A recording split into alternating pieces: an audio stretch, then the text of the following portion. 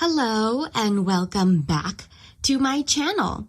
So today I'm doing something a little fun, a little different, something that I have always wanted to try before, and that is pixel art. So for this little first foray into pixel art, I decided to try to do some Dungeon Mushi fan art because I've been really enjoying the Netflix show and I've been very inspired. And also, I guess if you're not caught up with the anime, it's a bit of a spoiler. So I guess be warned. You have to have at least watched I don't remember the episode number. I'll flash it on the screen when I look it up. But you should be by that number or at least read read the manga. But yeah, let me press play and I'll get started. So for this Dungeon Mushi fan art, as I said, spoilers, I wanted to do something that felt kind of like a video game, like if Dungeon Mushi was like a pixel art video game, because, I don't play a lot of video games, but I love, video game art. I think it's so beautiful and gorgeous, and, so many talented people work on it, and I am always inspired by it. I also, not so recently, but like many months ago, played like Sea of Stars, and for this I didn't use any like references for what I like style-wise. I think I just wanted to, try it out. I did purchase, I think it was free pixel art brush, and I'll flash that on screen of what I used. And when I purchased the brushes, it came with like a little guide of your canvas dimensions, especially since it's for like Procreate. I'm not using like a special pixel art program because I know you can do pixel art on Procreate, and I just Googled like how to do pixel art on Procreate. So I made my canvas. Originally my canvas was 200 pixels by 250 pixels, and then I felt with the style I was going for, it needed to be just a little bit bigger. So if you saw a while ago, I resized the canvas. So now it is 300 pixels by 350 pixels, and I stick with that. And I use a pixel brush, and because Procreate, there is a part like on Procreate, there's like a button that you can import references, but because my canvas is so small, like using that feature made my references incredibly blurry. So please, I apologize if this bothers anybody, but I just have my photos open on the side. I like split my screen, so I'm just in my photos, and I'm looking at my references on the side, so hopefully that's not too annoying. But yeah, it really compressed the images of using the pixel art. And also process wise, like I said, I didn't look at any references. I probably should have. I just wanted to try to see if with the limitations, like how I would naturally try to do this. And then maybe if I do more pixel art, I can try like imitating like an actual style of some sort. But this time I did not. So because it is pixel art, I had to think very differently than, how I would if my canvas was gigantic. I think my canvas pixel wise is typically like 2000 pixels. Or like at the least. So you're very limited. So I did my sketch, and instead of doing line art, I had to go very shapy. I had to actually, where I worked in sections, and I used the color to be my line art, I guess. I still kind of use some lines, like line art, but I mainly used like shading to indicate form. And the brush set that I bought had like a soft pixel shading. So this scene, I don't think would the image that I created, I don't think would necessarily be like, because I did try to make it look like a video game scene, or like a screenshot from a video game, and I feel like the style I ended up using, it looks more like a cut scene that you'd see, because I like the pixel brush that I use. So there's like the standard pixel brush that I use for most of it, but then, as I mentioned, there's like a soft pixel shading brush that I also use, which gives this really nice look to it. Yeah, it does have like the more shaded look. So I feel like style wise, it ends up looking like, you come across Fallon in her chimera form, and then this pre-rendered cutscene of Laios, the camera pans up to her, and yeah, it was really fun. I feel like my sketch, her anatomy looked a lot better, but I feel like it still works. She just has only 3 legs are seen, and that's totally fine. I feel like I didn't want, because I tried a few I drew my D&D character twice to figure out how to, the idea of how I would have to go about doing pixel art, but I did it a couple weeks ago, and doing this, yeah, you can see this pixel soft shading brush, it looks really nice, and I use it a lot. So the style is definitely pre-rendered cutscene. I feel like I was going somewhere and I totally forgot what I was saying. Oh yeah, anatomy-wise, I feel like her chimera form, it's okay. I didn't want to be too bogged down about getting it correct. I feel like it works, the way that it is, it totally works for what it is. But oh yeah, the sketch that I originally did, I feel like her shapes were so much better. But I'm still really proud of how this turned out. It was I feel like my brain didn't know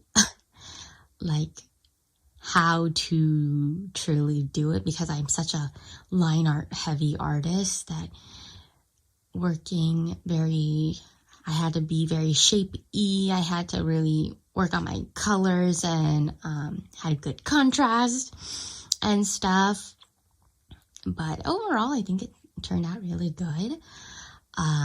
Yeah, but I'm watching Dungeon Mushi on Netflix. It is so good.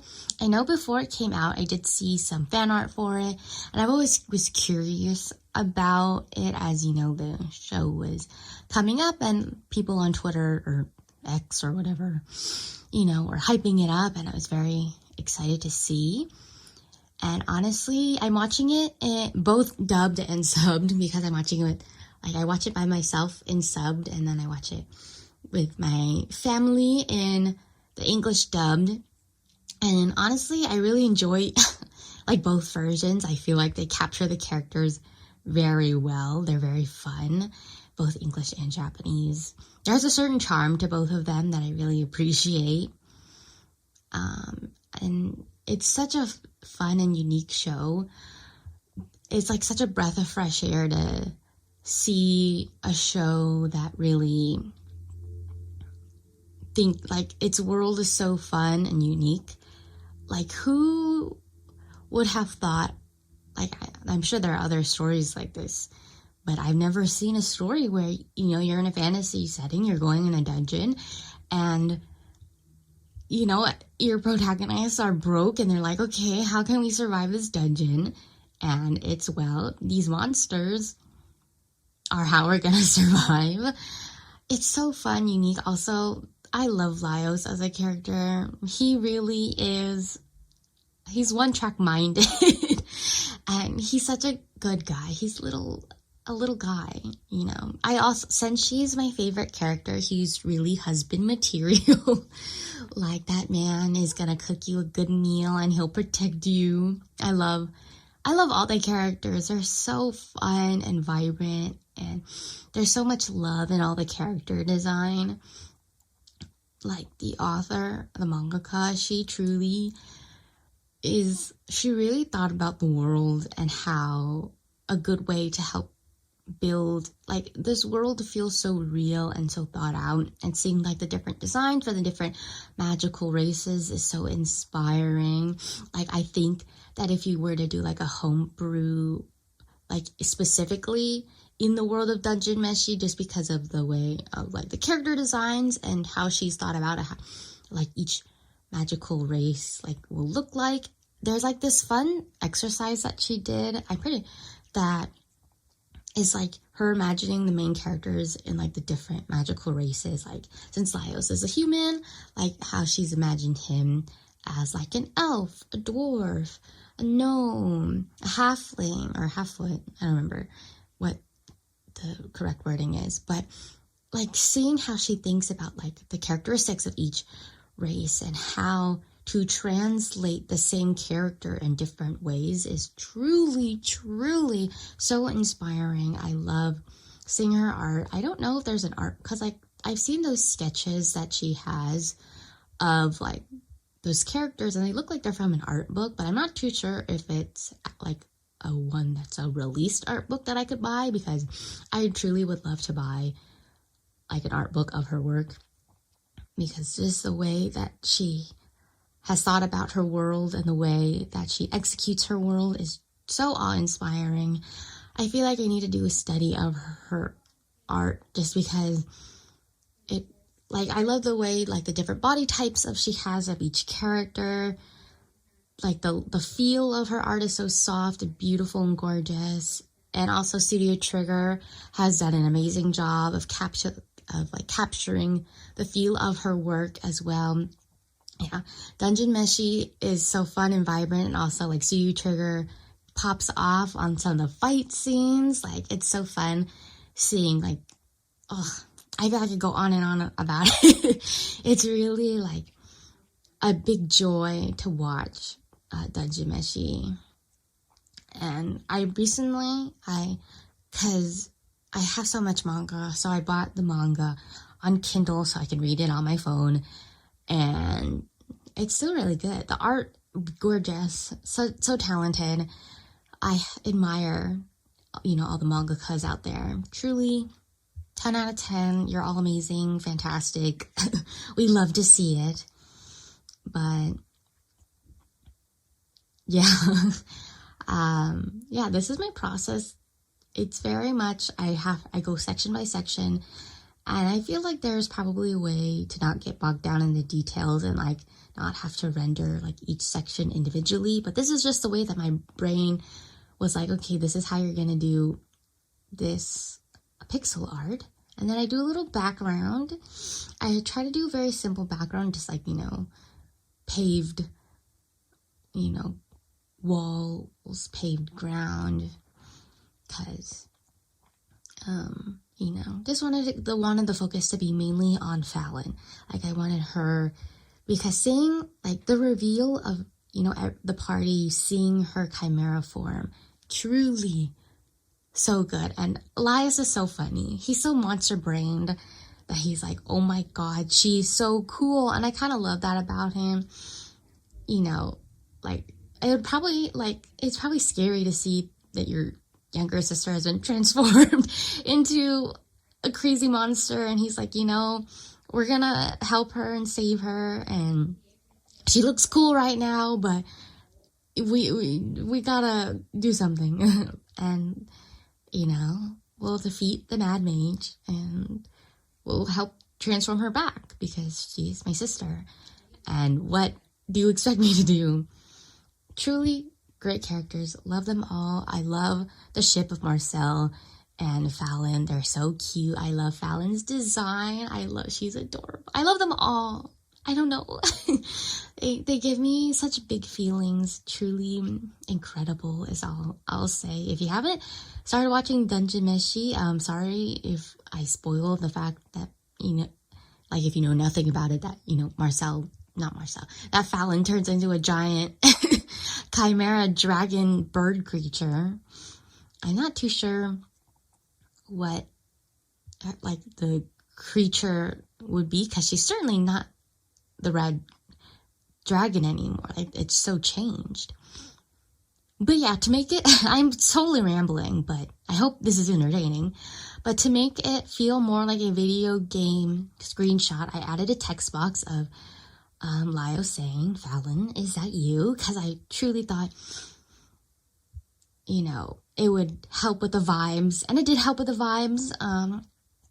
And then, yeah, I add a bunch of overlay layers, you know, layer styles to help get that good vibes, help with the tones and stuff, and make Fallon brighter, make sure everything's all good. And yeah, that is that. I hope that me trying pixel art was interesting and fascinating, and I hope you found my process interesting and fascinating. And yeah, that's it. I feel like normally I never know what to talk about, but because I feel like I'm so in love with Dungeon Mushi that I just rambled and I didn't really stop. Like, truly the struggle of having no script. But yes, thank you so much for watching. Don't forget to like, comment, share, and subscribe and all that jazz. And I'll see you in the next one. Bye!